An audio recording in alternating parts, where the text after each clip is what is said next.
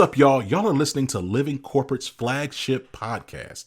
If you didn't know, Living Corporate helps organizations build employee engagement and market trust through data analytics and data transformation, our e-learning platform, and brand marketing storytelling. We're so excited for you to be here today. The conversation you're about to hear is going to connect the dots between employee experience and go-to-market effectiveness. If you're not ready, get ready. Here we go.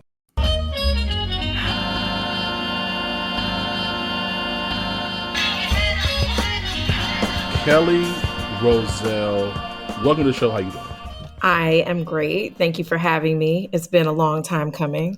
Like we were just talking about off mic, it's been a long time coming. It's interesting. Like I want to say I remember we connected on Clubhouse back when Clubhouse was like a relevant application. It's still a thing. I guess that makes sense. Like if I logged back in, at one point I was like influencer status. I had the most followers there than I had on any other platform.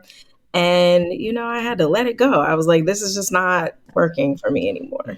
It wasn't working for me either. It was funny because I want to say I connected with Joe Budden, the first day he got on there and was on, we followed each other and stuff. And I was like, this is cool. But it was like, this is just not productive. Anywho, so we connected on Clubhouse. Then you were working at some brands that I was trying to get into. Then I saw you, just the places that you were going. I just found your brand, outside looking in from a distance, so very interesting, mainly because I saw you and still see you as someone who understands the power of storytelling, right? So from ABC to Color of Change, of course, to the ongoing work you've been doing with your own organization, Black Dollar Index, you understand the power and the impact of telling stories and the reach, the impact and the reach it can have to be able to to grab someone with a story. I just want to start there.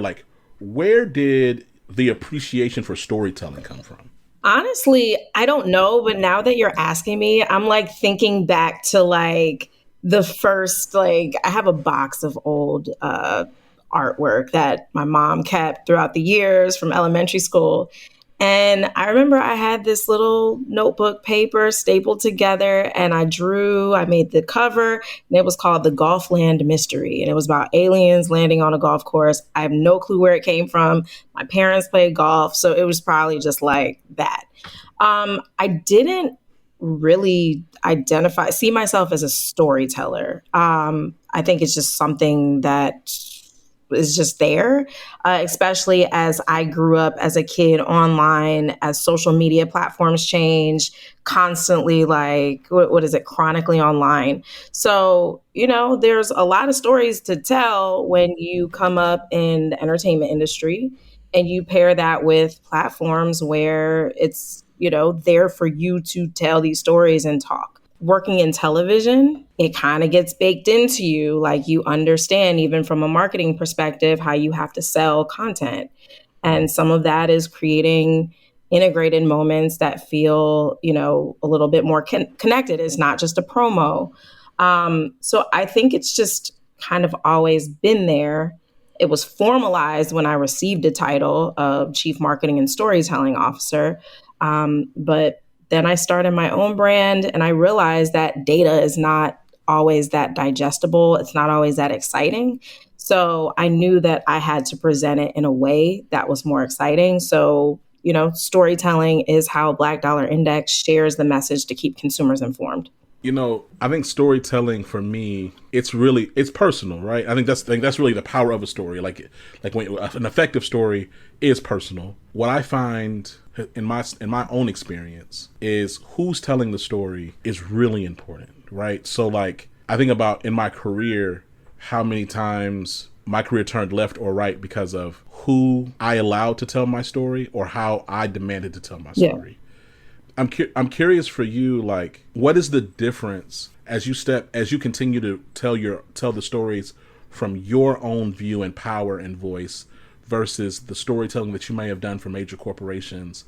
What would you say the critical point of dissonance in those experiences? Yeah. I mean, working at corporations, you follow their agenda. And there were times where I tried to weave culture in and weave a different perspective into the story and connect viewers. I was at A&E and we had Beyond Scared Straight. And, there are richer stories that connect culturally if the person behind social media can understand like where some of these kids were coming from. But you don't always get that opportunity. You have to stick to the script with corporate, like, and there are projects and products that you're going to launch that may not have that obvious cultural connection. So I think for me, on a brand like Black Dollar Index, my perspective comes from where I'm from. I am a mixed girl from Cleveland who grew up on both sides of town. If you know anything about the Midwest, you know that it's extremely segregated. So when you talk about both sides of town, there's a white side and there's a black side. And then there's rural. And I was able to experience all of that. You know, I'm very close to both of my parents and my family on both sides. So I had this really rich upbringing, and then moving to New York and getting that perspective, and then being in corporate America and getting that perspective, it's allowed me to look at corporate America from a very different lens and tell a story as an outsider who was once an insider on how all of these things that sometimes feel very disparate actually do connect. And that's what I try to bring to Black Dollar Index. You know, to that point about connecting seemingly disparate points of information to tell like one connected story, or like to kind of bring that tapestry forward. That goes back to what I'm hearing, what you say about data, right? And I hear that, like the idea of, I don't know, it's like, I think it's a consequence of American culture. We cannot read, and we don't like math, and we don't like to listen long. So it's hard to tell like compelling, data-rich, data-forward stories.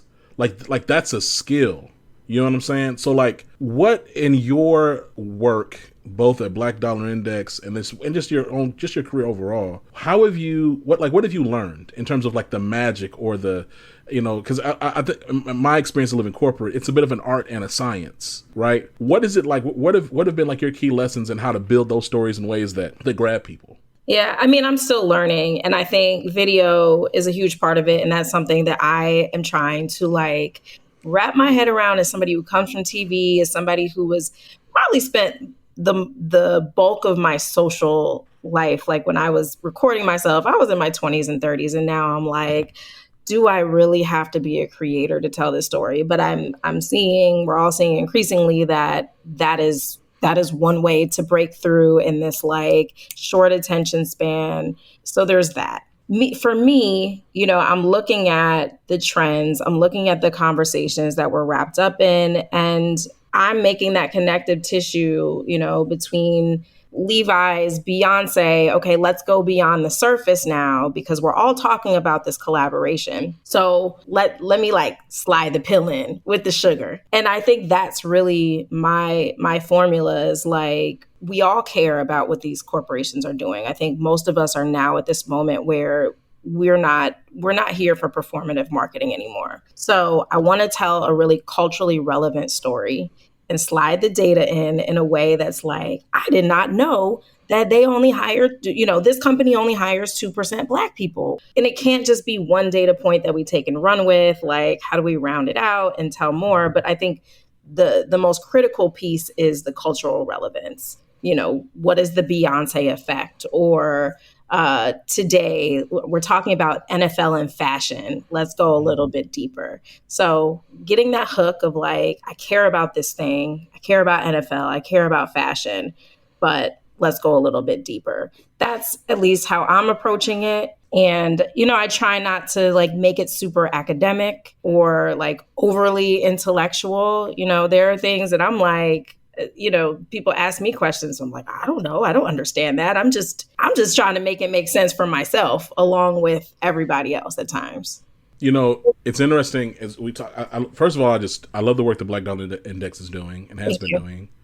As I think about this moment, right? And like we're recording this in 2025, like the Black experience in America, particularly, and I would say like, especially financially, like we're probably in the most perilous position we've been in probably in the last, I don't know, 70 years or so. We're in a pretty tough, we're in a scary position as it pertains to not only just the fact that like the black household wealth has continued to be on a precipitous decline, a continuous decline, like just almost like it's almost like, woo, you know what I'm saying? Like it's been like that for decades. But then on top of that, when you look at the job market, we're seeing black unemployment continue to rise at levels that that rival like pandemic. I think they've actually surpassed the pandemic levels. And you're also just seeing like administration that has gutted the EEOC.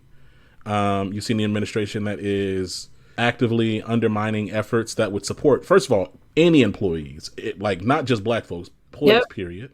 Yep. And then you're also seeing, and this is not an anti-immigration talking point, but more of a fact point of corporations are outsourcing, offshoring more labor now than they ever have before. Like, is there anything that you're looking at or that you're like, and I'm not asking you to be a calculator, to be clear.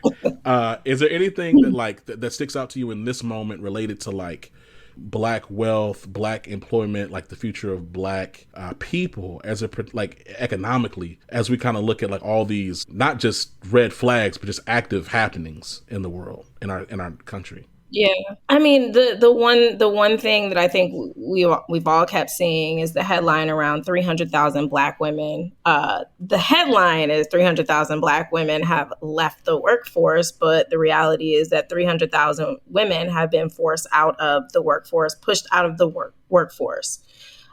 So I think that that's very alarming, and some of it probably does align with this attack on DEI, this retreat on DEI. And, you know, all of the Black women that were pushing the work forward across these corporations.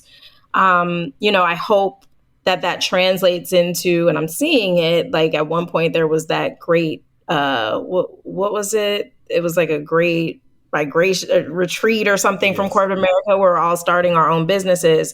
But I'm seeing people that never worked in traditional spaces who have been living out their dreams now like scrambling, like it's getting really, really bad out here.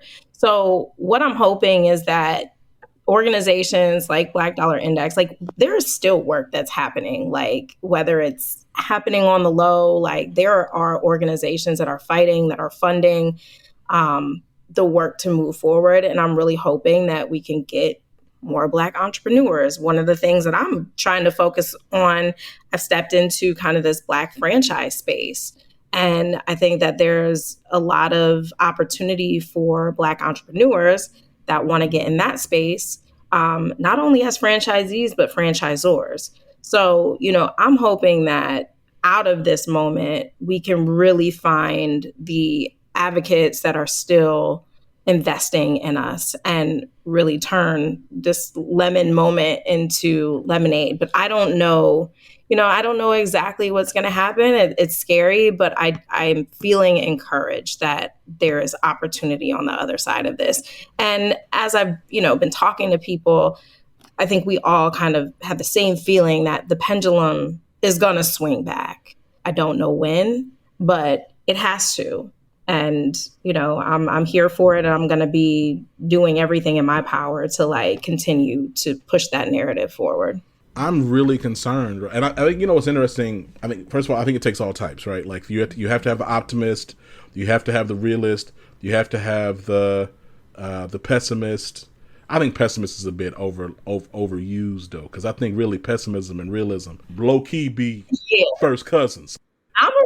I feel like I'm more of a realist. I've heard, people say that's so pessimistic. And I'm like, it's kind of just realistic. Like I try to be real with myself. You know what I'm saying? So, but no, I'm curious, right? I feel like somebody said this online and I was like, yeah, it does. It feels like we're in a, we are in a, hold on. What was it? What was the term? Yeah. We're in a reconstruction. We're in a second Reconstruction era. Yeah. Where it seems as if the majority of the majority are resetting and looking to really kind of reset where where they want us to be, right? Which is, I'd say post World War II, in sentiment and ideology, and then also in what we celebrate and honor and respect. But then also like but I think what's scary is it's like within this late stage capitalist context where everything is so extractive, where there is no livable wage, where you don't own anything. You don't own a house. You don't own video games. You don't own anything. Everything is leased or borrowed or in some way ultimately just kind of like on loan to you if you pay these ridiculous ever increasing premiums. Yep. And I just get nervous, right? Because I'm just like, well, I don't understand. Like, I don't know if we as American, like black folks, white folks, brown folks, American culture, we're so addicted to comfort that I just don't know what pushback even looks like anymore, right? I'm not sure. Yeah. So I guess my kind of philosophy in this, I think our ancestors did amazing things. I think civil rights, we protested, we boycotted, and we're in this moment right now where we have one of the biggest boycotts in history, and really proud of what we've been able to do. Talking about with Target? With Target. And I think that it requires a lifestyle shift. It requires building muscle memory. And I see a place for boycotts and I appreciate boycotts. And we have to move forward in a way that we just constantly make informed decisions. And I think we talk about how hard it is for Black people to come together and be united. But I look at it with the analogy of a band, one band, one sound. But that doesn't mean we're all playing the same instrument. So I think that if we can scale the data and access to the data through storytelling, through other touch points, I think it starts to stick in our head, and then we start to make different decisions. And as long as the information continues to flow and it's not a one-off headline that comes during Black History Month or a one-off headline, that hits any other time in the year and then it goes away and the news cycle moves on, but you're constantly getting hit with that frequency, then you start to make different choices. And I think that's where we collectively, can move beyond the boycott, because we'll continue to boycott as a tactic, but what is the long-term strategy? So I think for me, the key is to scale the data, get the level of frequency needed so we can all start making the same decisions with the information we're giving at the same time, even though we're not necessarily coordinating. I'm not telling you, hey, we're boycotting McDonald's. But if I tell you 365 days a year that there's some bad things that are happening with Black people in relation to McDonald's, you might be like, you know what, why am I going there? But if you start to see that story turn around, well, actually, McDonald's did this. McDonald's increased the amount of Black franchise owners. McDonald's is making a turnaround. Even Target, 5 years from now, we might get to a point where we look back at everything Target has done, starting with the $300,000 that they gave to the Black, National Baptist Convention. And that one thing turns into a tumbleweed. And now we're like, oh, actually, Target has been putting in the work. Yeah. And maybe we said we weren't going back, but maybe actually it feels safe. It feels equitable. I want that, right? I want to see, and look, I ain't been in Target either, right? So we want choices. I'm I'm in Brooklyn. There's two Targets downtown. Yeah. There's, one this way, one that way. Right. I want to be able to. I think for me, I'm also been just I think that's the answer. Is the answer has to come from the people, right? I think it's going to be grassroots mobilization. I think that where I get depressed, because I think I'm also coming from a corporate context, right? I'm just living corporate is some of the Black Dot Index. It's my brainchild, it's my baby. I've been doing it now for some years, and been doing it full time now for a few years. But I'm thinking about okay, what is the other incentive? Because I feel when George Floyd was murdered, there was outside pressure that then coordinated with internal efforts to then create different outcomes. Now, do I think a lot of those outcomes were performative and theatrical, but still, like, there was something that happened. I think the future Yep. is going to be much what you were saying, which is it's going to be like 95, 97% the people outside creating so much pressure that the corporations will just have to reluctantly change, right? And Yep. that's gonna take some serious. To your point, like your analogy of the band makes sense, but it's gonna take that. It's gonna take serious coordination or just understood agreement for that to really be the case. But Kelly, let me ask you this, right? So you're building Black Dollar Index. You're continuing to lead that. As you think about like the rest of, let's just talk about like the next 2 years. What are you most Okay. excited about in the work that y'all are doing, and what are you looking forward to? Yeah. Black Dollar Index has always been a very manual process, a lot of like rigorous research and, building the methodology and building the way that we actually calculate the methodology. In the last year, I have identified a tech partner. We are working with Xtereotype. My partner over there is Larry Adams. They were named one of Fast Company's most innovative companies in 2024. They have a product called X-Ray that identifies bias in content. So we have built a tool called Culture Yield. And Culture Yield essentially uses corporate equity data, cultural signals, and predictive AI. The same way that financial analysts use weather to predict consumer behavior, literally, like what happens if it rains? How does this affect supply chains? How does this affect what consumers are going to do? We are looking at culture in the same way. So, how do we look at those internal signals within corporate, the decisions they're making around hiring and things like that? How do we look at how they're showing up in communities, whether it's through investments, supplier diversity, things like that? And how do we look at how the consumer actually views them, the consumer perception of it all? Because if you're doing all the things inside and you're doing all the things outside, but the consumers still are like blocked, you're going to have a problem. So how do we pull all of that together and use culture to measure and predict how culture drives That's business? so cool. So that's one of the things we're working on. But on top of that, that technology, that methodology, it's core to who BDI is. So it's really just taking what we're already doing and adding the predictive and AI tech measure on it.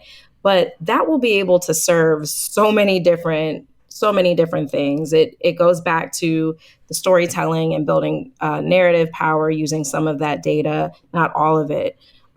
So really continuing to tell more stories around corporate accountability. Um, there's some things I want to get into on the finance side with this. I'm still continuing to just research and collect the data and put it out there. But I think the biggest thing is adding this layer of AI power onto it and watching it open doors. I really see touch points for consumers, for entrepreneurs, for shareholders, and for corporations, because it's not just going to change in a vacuum. Corporate consumers we can boycott, but like thinking about Target, even going back to that, I sat on the earnings call and I heard the way that these four men talked. You had the CEO passing the torch to the new white male Mm-hmm. CEO, promoted from Still ain't within. learned. And then there were two other men on the Right. call. There were no women, there were no black people on the Right. call, and they were business as usual. If we heard, according to them, there's no boycott, there's no consumer backlash issue. They didn't talk about rebuilding consumer trust. They didn't. They just talked about tariffs and other pressures. They didn't acknowledge us. So, if I can build a tool that helps corporations not be the next target, literally and figuratively, build a tool for shareholders to understand how to use their power, build a tool and platform for consumers? And then how do I support entrepreneurs and push that forward? So that's really, I'm building an ecosystem. I love that. There's something to be said about when folks on the margins are in the space to tell the stories. And also, to your point, control the means by which, like, the stories are being told. Like, if having the data and then being able to then, like, democratize that or flatten access to that so everyone can tell this and see the stories or put the things together themselves, that's powerful. Like, that is, from my perspective, like, really what challenges the status quo. It's not going to a corporation and asking them for permission to do something. It's having the data and telling the truth, right? I think standing on that, being that beacon on the hill, being that loudspeaker, and then also empowering others to find the stories themselves. That's super dope. Now, Kelle, I feel like we could go on forever. I definitely want to have you back as your products are released and mature. But in the meantime, where can people find you? Where can people learn more about you? Like, all that stuff. Please plug. Yep. So blackdollarindex.com. We have all of my content there. All of the Black Franchise Index is available there. There's over 115 Black-owned franchises, from auto dealerships, Black-owned Ben & Jerry's, Avis Rental Car, H&R Block. So visit if you are a Black franchise owner, submit your franchise so we can uplift you. And there's some corporate data on there as well. I do a lot of the writing on Substack. So Black Dollar Index on Substack, also on Instagram, on Spill, on Threads. Come on, Spill. Shout out to Spill, Kenya. And so we're out there telling stories on most platforms. Just look for Black Dollar Index. Love it. It's been Kelle Rozell, speaker, entrepreneur, storyteller, overall dope person. Kelle, we look forward to having you back soon. Thank you for being on Living Corporate. Thank you so much, and congrats. Living Corporate is a podcast by Living Corporate LLC. Our logo was designed by David Dawkins. Our theme music was produced by Ken Brown. Additional music production by Antoine Franklin for Musical Elevation. Post-production is handled by Jeremy Jackson. Got a topic suggestion? Email us at livingcorporatepodcast@gmail.com. You can find us online on Twitter, Facebook, Instagram, and living-corporate.com. Thanks for listening. Stay tuned.